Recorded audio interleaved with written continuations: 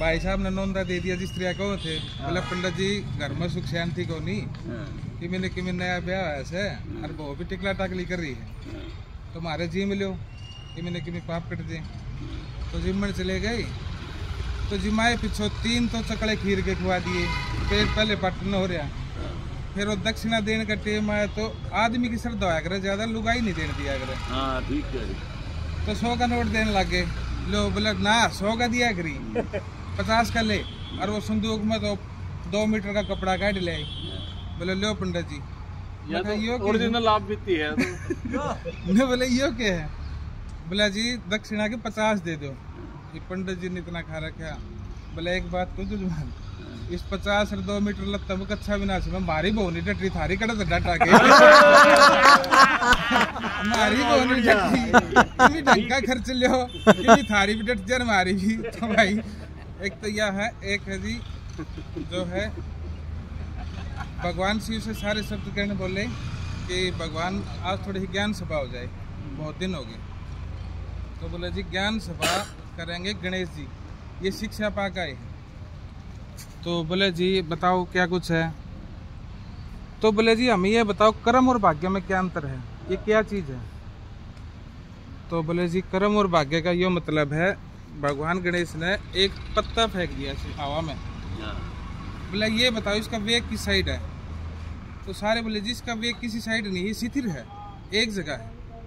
तो बोले यो है कर्म, ये तो है कर्म। अब भाग्य क्या चीज़ है, भाग्य ये चीज़ है, अब जिसका रुख इस साइड कर दोगे हवा का, उसने फूंक मार दी तो इस साइड पड़ गया, इस साइड फूंक मार दी तो इस साइड पड़ गया। बोले यो है भाग्य। आप जैसा कर्म को वैल्यू दोगे भाग्य वैसा ही बने। बहुत बढ़िया। अरे वाह जी वाह, आपने तुम्हारी आंखें खोल दी भाई।